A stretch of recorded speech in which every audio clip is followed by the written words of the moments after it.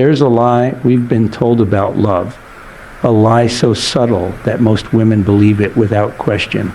We're told that when we love someone, we must fight for that person, pursue them, constantly prove our worth. We're told that true love requires sacrifice, total surrender, and unwavering emotional availability. And for years I, too, believed it was a lie until I realized something that completely changed my understanding of human relationships. So I realized that the women who suffer the most in love are precisely those who fight the hardest for it. Those who pursue it the most are the ones who stray furthest from what they truly seek. Those who give the most receive the least. And this brings me to something I see every day in my practice, something that has become almost an emotional epidemic among women. The panic that arises when he starts ignoring you. That moment when messages become scarce, calls disappear, and your emotional world shakes as if an internal earthquake has occurred. But before you think I'm going to give you the typical advice about staying busy or not showing neediness, let me tell you something I've discovered after years of working with women who go through this experience. The problem isn't that he ignores you. The problem is that you need him not to. Because look, when your emotional stability depends on the constant attention of another, when your inner peace is shaken because he doesn't answer a message, when your self-esteem is built on the basis of how much he seeks you out or validates you, then we're not talking about love. We're talking about emotional dependence disguised as romance. Write in the comments below, I deserve to be chosen because this is going to be your new life mantra. And here's what's fascinating from a neurological perspective. When you experience that feeling of being ignored, your brain activates the exact same areas that light up when you're in real physical pain. Purdue University documented this phenomenon, and it's eye-opening. Your nervous system literally doesn't distinguish between the pain of a physical injury and the pain of emotional rejection. This explains why it hurts so much, why it feels like something inside you is breaking, why there's that urgent need to reconnect, to send another message, to search for clues on their social media, to do something, anything, to alleviate that feeling of emptiness that settles in your chest like a weight you can't shake. It's as if your brain, it would have activated an ancient alarm system designed for survival, but applied to a modern situation that doesn't represent a real threat to your life, but rather to your ego, to your self-image, to the story you've told yourself about what it means to be loved. But here's what clinical experience has taught me. That urgency you feel, that desperate need to re-establish contact, is precisely what pushes the person you're trying to reach further away. It's as if your brain is screaming emotional emergency, and from that panic place, you're making decisions that actually confirm their reasons for distancing themselves. Because let me explain something about male psychology that many women don't understand. This is based on years of research into gender differences in emotional processing. When a man withdraws, becomes distant, or seems to ignore you, in most cases he's processing something internally. Studies by the American Psychological Association show that men are 40% less likely to seek emotional support when facing conflict or uncertainty. They tend to withdraw to create mental space to process information in solitude. This tendency has deep evolutionary roots. For thousands of years, humans developed survival strategies that included retreating to assess threats, process information, and make decisions without the emotional interference of others. It's not personal against you. It's a deeply ingrained biological and social response. And while he's going through his own internal process of navigating his emotional complexities, you're interpreting his silence as personal rejection. You're turning his absence into evidence that something is terribly wrong with you. But here's the truth you might not want to hear. A truth that can be liberating if you allow it. His distance has nothing to do with you. His silence is not a judgment on your worth as a person or as a woman. His need for space is not confirmation that you are not enough, that you are not attractive, that you are not worthy of love. And this brings me to something I constantly observe in the women who come to therapy. It's a pattern that repeats itself with a consistency that is worrying. They have built their identity around being needed, being indispensable, being the source of someone else's emotional well-being. They have become specialists in reading other people's emotions, in anticipating their needs, in being emotionally available 24/7. They have developed what I call emotional hypervigilance, a constant state of alert where they monitor every gesture, every word, every change in tone of voice, every delay in responding to a message. They live in a state of permanent anxiety, interpreting signals, searching for clues, trying to decipher the other person's emotional state as if their own survival depended on it. When he moves away, when he no longer needs that constant availability, when he no longer requires that permanent attention, when he no longer validates that role of emotional caregiver that they have assumed, they feel lost, empty, without purpose, as if they had lost their vital function, their reason for being. It's as if they've been living through him, breathing through his needs, existing through his validation. But let me ask you something that might be uncomfortable, something you may never have asked yourself. Who are you when you're not needed by someone else? What is your identity when you're not fulfilling the role of emotional savior, counselor, or unconditional support? What defines you when you're not attending to someone else's needs, moods, and reactions? Do you remember who you were before becoming his woman? Do you remember what your dreams were before his dreams became more important? Do you remember what you were passionate about before your main passion became making him happy? Because that's the real problem. The core of all this suffering, it's not that he ignores you, it's that you don't know who you are without his attention. You've built your identity as an extension of his, as a reflection of his interest, as a confirmation of his desire. You've made his validation the foundation of yourself. Esteem his presence the source of your peace of mind, and his love the measure of your worth.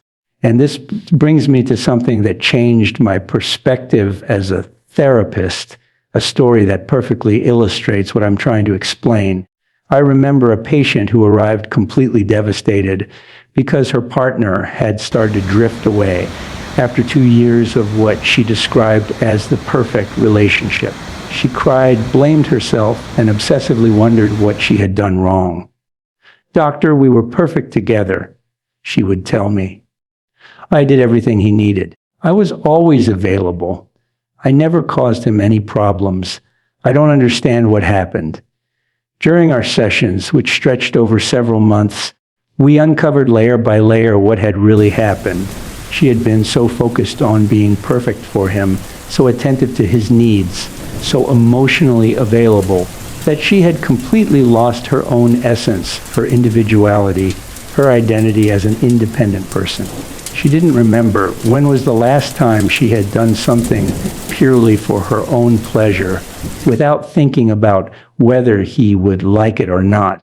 She couldn't think of a single activity she enjoyed that wasn't related to him or their relationship. She had stopped seeing her friends because he preferred to stay home.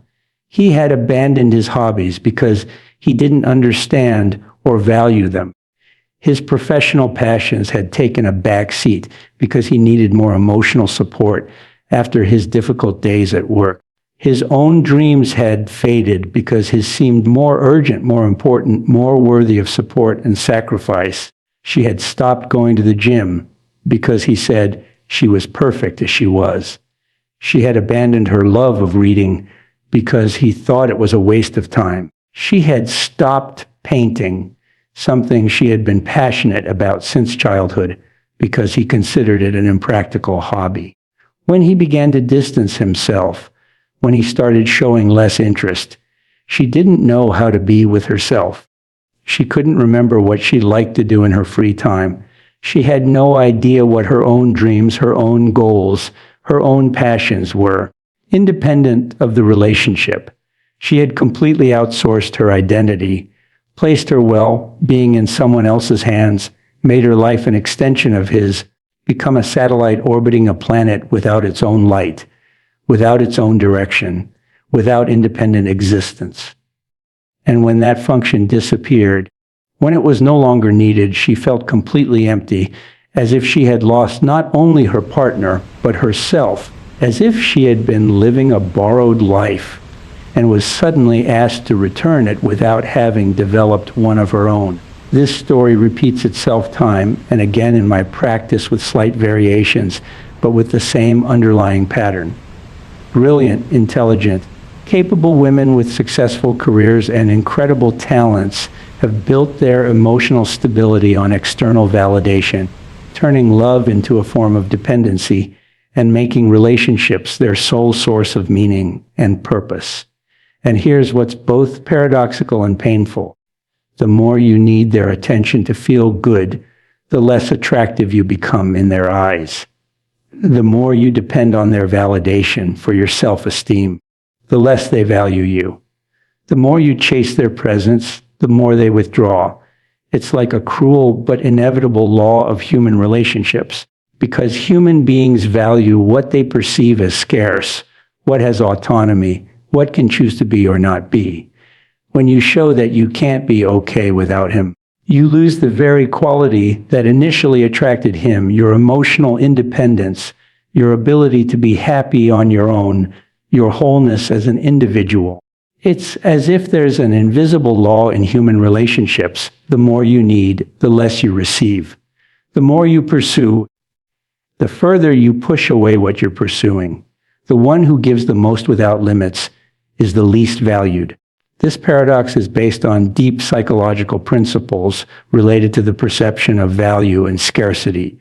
From an evolutionary perspective, humans developed mechanisms to value scarce resources because historically, scarcity meant survival. Even though we're no longer fighting for basic resources, these same mechanisms are activated in romantic relationships. We value more what we can't fully possess, what requires effort to obtain, what isn't guaranteed. But before you think I'm going to suggest you pretend you don't need it, that you become emotionally distant or manipulative, let me be absolutely clear. It's not about acting like you don't care. It's not about becoming cold or indifferent.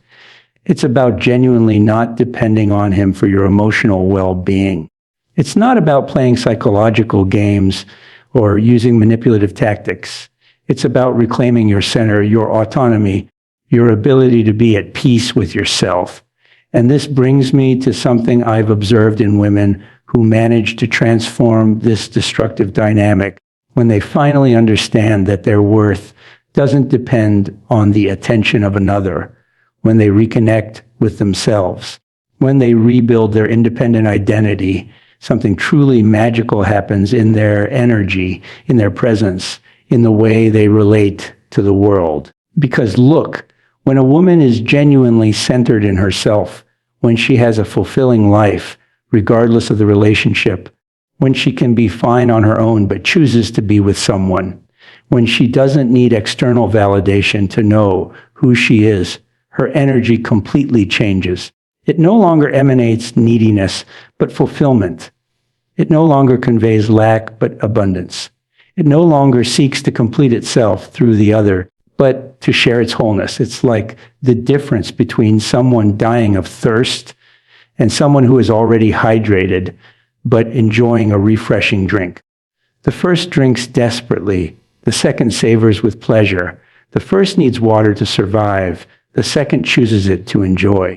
And men perceive this difference viscerally, almost instinctively. An emotionally mature man is drawn to a woman who is whole within herself, who doesn't need saving, who doesn't require constant validation, who can be fine with him and also without him. Not because he's cruel or insensitive, but because that energy of wholeness is magnetic, attractive, and inspiring. It's the difference between someone who loves you out of need and someone who loves you out of choice, between someone who's with you because they need you to fill a void and someone who's with you because they genuinely want to share their whole life with you. But here's something that experience has taught me, and it might be hard to accept, especially for women who have been conditioned to believe that love requires total sacrifice. Sometimes he pulls away because he's evaluating whether he truly wants to be with you. And your reaction to his distance might be exactly what helps him make that decision. Think of it this way: when you respond to his silence with desperation, when you turn his absence into your insistent presence, when you interpret his need for space as a problem that needs urgently solved, you're sending a very clear message, even if you're not aware of it. You're saying you're willing to settle for crumbs of attention. You're saying you'd rather have a mediocre, inconsistent relationship than no relationship at all. And from a man's perspective, this can be exhausting and frankly unattractive. Because when a man feels you're incapable of being okay without him, when he perceives that your emotional stability depends entirely on his attention, when he realizes your happiness is in his hands, he can experience overwhelming pressure. They become not just your partner, but your emotional support, your validator, your source of reassurance, your life project. And that's too much of a burden for any healthy human relationship. No one can or should be responsible for another person's complete emotional well-being. It's an impossible burden to bear and a dynamic that inevitably leads to exhaustion, resentment, and estrangement. Imagine for a moment that someone depended on you for every moment of happiness, every feeling of security, every drop of self-esteem. Imagine that every time you needed space, that person panicked. Every time you had a bad day, that person interpreted it as personal rejection. Every time you want to process something internally, that person turns it into a relationship crisis. How would you feel? Would you feel loved or suffocated? Would you feel valued or pressured? Would you want to get closer or distance yourself? And this leads me to a deep reflection on the nature of mature love, on what it truly means to love and be loved in a healthy way. Real love doesn't need to be chased. True love isn't built on the anxiety of losing the other person. Conscious love isn't fueled by a desperate need for validation. In relationships that truly work, those that last for decades and grow stronger with time, those that survive crisis and emerge even stronger, both people can be fine on their own, but they choose to be together. Both have fulfilling lives, their own interests, individual dreams, and personal passions, but they choose to share and enrich those lives together. Both are complete individually, yet they enrich each other. The difference is subtle, but absolutely transformative.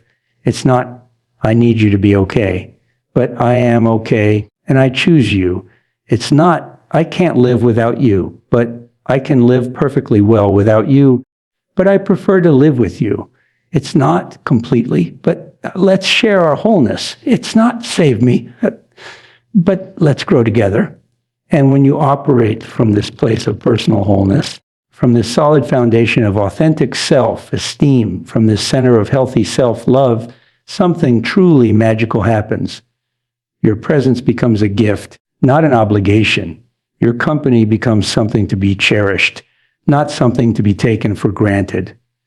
Your love transforms into a conscious choice, not a desperate need. But this brings me to something I've observed in many women, something that might seem contradictory in our culture, which romanticizes the struggle for love. They feel guilty for not pursuing, for not persisting, for not fighting for love, as if not reacting to their distance were a lack of emotional commitment, as if respecting their space were a form of abandonment, as if not being emotionally available 24/7 were a betrayal of romantic love. They have been conditioned by movies, novels, songs, and fairy tales to believe that true love requires pursuit, persistence, constant struggle, that if you truly love someone, you must be willing to do anything to keep them, even sacrificing your own dignity and well-being. And here's the truth, which may be uncomfortable. but is absolutely liberating. Respecting their need for space isn't a lack of love, it's mature love. Allowing them to distance themselves without chasing after them isn't indifference, it's genuine respect. Not turning their silence into your drama isn't coldness, it's emotional intelligence. Because when a man truly wants to be with you, when he's genuinely interested in building something real and lasting with you, when he sees you as a life partner, he doesn't disappear without explanation for days or weeks. When someone genuinely values you as a person, he doesn't leave you in emotional uncertainty as a form of control or power. When a person is emotionally mature, when they have the tools for healthy relationships, they don't use distance as a manipulation tactic or as a way to keep you insecure and anxious. A worthwhile man, a man who is truly available for a mature relationship, may need space occasionally, may go through difficult times, may have periods of introspection and internal processing, but he communicates what's happening, keeps you informed of his internal processes, and doesn't leave you guessing, wondering, suffering in silence, creating stories in your head about what might be happening. They say, I'm going through a tough time at work and I need some space to process it, but this has nothing to do with you. Oh, I'm confused about some things in my life and I need time to clear my head, but I want you to know that I value our relationship. Or I just need some time for myself, but let's talk tomorrow. And this brings me to something that completely changed my perspective as a therapist, something that might sound harsh at first, but is profoundly liberating when you integrate it.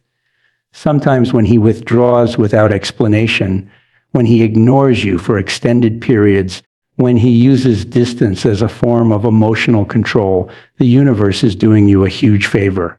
It's showing you that this person can't give you the emotional stability you deserve as a human being. It's revealing that they may not have the emotional maturity necessary for a real, committed relationship. It's teaching you that maybe they're not the right person for you, no matter how much you love them or how much you want it to work. It's as if life is giving you crucial information about their character, their capacity for commitment, their level of emotional maturity. And even though it hurts, even though it's hard to accept, this information is invaluable for your future well-being. Because let me tell you something I've learned after years of working with women who suffer for love, something that can completely change your perspective on relationships and what you deserve. You deserve someone who consistently chooses you day after day, not someone you have to chase for basic attention. You deserve someone who actively seeks you out, who makes an effort to connect with you, not someone who runs away when things get deep or intimate. You deserve someone who can be emotionally present, who can handle intimacy, who can communicate their feelings, not someone who disappears when you need them most, when you feel most vulnerable, when you need the most support. You deserve someone who communicates their feelings, who includes you in their emotional world, who makes you feel safe and valued, not someone who leaves you guessing their emotions like you're an emotional detective. You deserve someone who includes you in their process of growth and change, not someone who excludes you and then expects you to be available when they return at their convenience. You deserve someone who sees your worth without you having to constantly prove it, without you having to compete for their attention, without you having to prove your worthiness to be loved. And if he can't give you that, if he lacks the emotional capacity, the maturity, or the willingness to be consistently present, then his distance isn't a problem to solve. It's valuable information to process. It's an answer that, though it hurts right now, you should be grateful for deep in your heart. It's a liberation that, though you may not see it now, you should celebrate when you have perspective, because at the end of the day, every time you walk away from someone who can't be present, so every time you stop chasing someone who doesn't value you as you deserve, every time You stop begging for love and attention. You make room in your life for someone who can give you what you deserve. When you stop accepting crumbs of attention, you become emotionally and energetically available to receive the full feast. When you stop settling for half-hearted love, for inconsistent relationships, you open the door to complete love, to relationships that nourish you. When you stop chasing those who run away, you attract those who genuinely want to get closer. And that's not a loss, even though it feels like the greatest loss in the world right now. It's an immense gain for your future. It's the difference between a love that constantly drains you and a love that deeply nourishes you, between a relationship that emotionally empties you day after day and a relationship that fills and inspires you every day, between someone who ignores you when it suits them and someone who consistently celebrates you because you deserve to be chosen every single day. Not just when they remember you or when they need something. You deserve to be celebrated for who you truly are, not tolerated when it's convenient for him or when he has no other options. You deserve to be loved consistently and presently, not ignored when he has other priorities or when he's dealing with his own issues. And when you understand this deeply, when you integrate it into your most authentic self, when you live it from your truest center, when it becomes a fundamental belief about your worth as a person, then his distance will no longer be a personal tragedy that defines your self-esteem. It will be simply useful information about their capacity to love. Their silence will no longer be an open wound that constantly hurts. It will be a clear answer about what they can offer you, and you will be free. Free to choose the love you truly deserve. Free to build relationships from a place of wholeness, not from lack or fear. Free to be loved as you deserve to be loved, fully, consistently, consciously, because that's the truth perhaps no one has ever told you. The truth our romantic culture doesn't teach. You don't need to be chased to be valuable. You don't need to fight for love to deserve it. You don't need to constantly prove your worth to be worthy of being chosen. Your worth exists independently of the attention you receive from any man. Your dignity doesn't depend on how much he seeks you out or validates you. Your beauty, your intelligence, your capacity to love aren't measured by the consistency of his messages or the frequency of his calls. You are valuable simply because you exist, because you are a unique and irreplaceable human being. You are worthy of love because you are human, because you have the capacity to love and be loved. You deserve to be chosen because you are who you are, with all your qualities, your imperfections, your dreams, and your fears. And when you live from this truth, when you fully integrate it into your identity, when it becomes the foundation from which you relate to yourself and others, then you will no longer need to chase anyone, because the love you deserve, true, mature, and conscious love, will come to you. If this video made you reflect, write in the comments below. I deserve someone who makes an effort to connect with me, who communicates and has emotional intelligence. Also, I invite you to share this video with a friend, sister, or anyone who needs to hear their new story. And if you're not already subscribed to the channel, do it now and give it a like. See you in the next one.